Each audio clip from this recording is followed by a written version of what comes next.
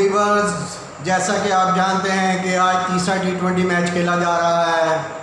पिछले 2 मैचेस में से एक बारिश की नज़र हो गया और दूसरा T20 मैच जो पाकिस्तान ने 195 रन स्कोर किए थे, 196 रन का टारगेट दिया था, वो इयन मॉर्गन ने पाकिस्तान को शिकस्त फाश दी अपनी शानदार बैटिंग की वजह से। उनका भरपूर साथ दिया था मिलान ने और पाकिस्तान का इतना बड़ा टारगेट जो दिया गया था पिछले 10 साल में पहली टीम है जिसने अचीव किया पाकिस्तान की बॉलिंग के ख़िलाफ़। आज उम्मीद की जा रही थी कि आज पाकिस्तान कोशिश करेगा अपनी शिकस्त का बदला लेने के लिए और इसी वजह से पाकिस्तान ने आज टीम में 3 तब्दीलियाँ की। मिसबाहुल हक के हरदिल अजीज़ प्लेयर इफ्तिखार अहमद को बाहर बिठाना पड़ा। सरफराज को आखिरी मैच में चांस दिया गया है। पूरी सीरीज़ बाहर बैठ के सरफराज ने देखी है, बल्कि ये कहा जाए तो ज़्यादा बेहतर है कि वो 12वां प्लेयर ही बने रहे हैं।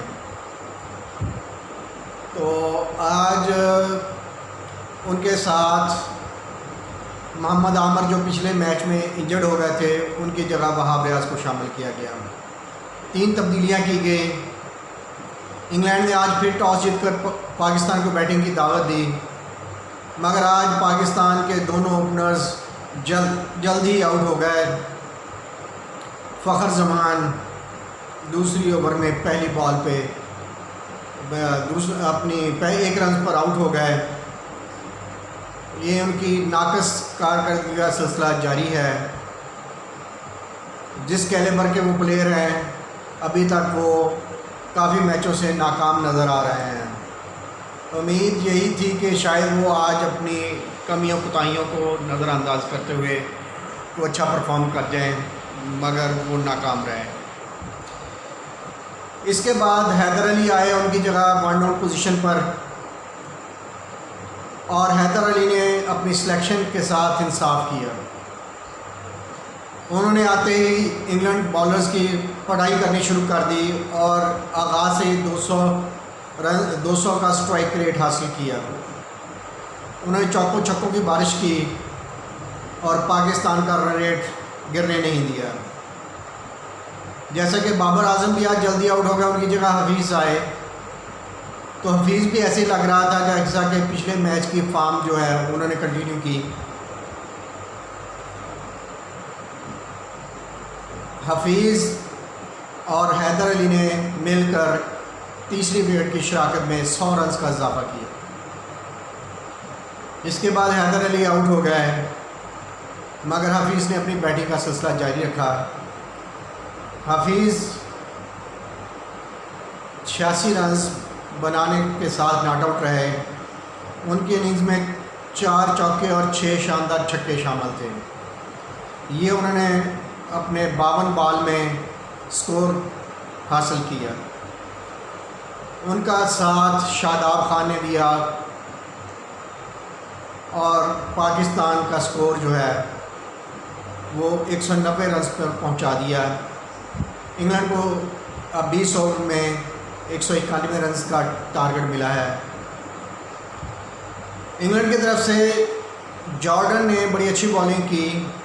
उन्होंने मुश्किल लम्हात में पाकिस्तान के 2 खिलाड़ी आउट किए और 4 ओवर्स में 29 रन दिए। बहुत शानदार बॉलिंग की, जैसे पाकिस्तान ने स्पीड पकड़ी हुई थी और 2 अहम विकेटें हासिल करने के साथ साथ पाकिस्तान को 190 तक महफूज करने में अहम किरदार अदा किया। अब देखना यह है कि पिछले मैच की हार पर पाकिस्तान ने इंग्लैंड के बैट्समैनों के लिए क्या स्ट्रेटजी इख्तियार की है। अभी चंद लम्हों में इंग्लैंड की इनिंग्स शुरू हो जाएगी और पाकिस्तान बॉलिंग करने के लिए आएगा। मुबस्सरीन की राय में ये विकेट पिछली विकेट से ज़्यादा बेहतर है बैटिंग के लिए। स्ट्रेट विकेट है और बड़ा दिलचस्प मैच होने की उम्मीद है। हमारी ख्वाहिश है कि पाकिस्तान जीते, कहीं ऐसा ना हो कि जैसे पिछला मैच एक तरफा हुआ। क्योंकि पिछले मैच की निस्बत पाकिस्तान ज़्यादा स्कोर करने की बजाय 190 स्कोर ही बना सका है। उम्मीद करते हैं कि पाकिस्तानी बॉलर्स बेहतर परफॉर्म करेंगे और थोड़ी सी पाकिस्तानी कोच और कप्तान बेहतर गेमली अपनाएं और हफीज़ से भी बॉलिंग करवा के देखें, क्योंकि वो बड़ी अच्छी बॉलिंग करते हैं। अक्सर मैचों में उन्होंने अपनी बैटिंग के साथ साथ बॉलिंग में भी दूसरी टीमों के लिए मुश्किलात खड़ी की हैं। हफीज़ का बड़ा अच्छा वक्त चल रहा है, अगर उनकी अच्छी बैटिंग हो रही है तो शायद बॉलिंग में भी वो अच्छा परफॉर्म कर जाएं। उम्मीद करते हैं कि आज बॉलिंग की स्ट्रेटजी पाकिस्तान पिछले मैच की निस्बत बेहतर करने की कोशिश करेगा। आज वहाब रियाज भी शामिल हैं, वो काफ़ी मेहनत से बॉलिंग करते हैं। अगर आज उन्होंने बॉलिंग में अपनी फॉर्म दिखाई तो उम्मीद की जा सकती है कि पाकिस्तान इंग्लैंड के लिए बहुत ज़्यादा मुश्किलात पेश का सामना कर सकता है इंग्लैंड पाकिस्तान के ख़िलाफ़। आए देखते हैं कि पाकिस्तान अपनी बॉलिंग के साथ इंसाफ करते हुए इंग्लैंड को रिस्ट्रिक्ट कर दे 190 रन के स्कोर पर। आप हमारा YouTube चैनल सब्सक्राइब करें, शेयर करें, कमेंट करें, लाइक करें। Thank you.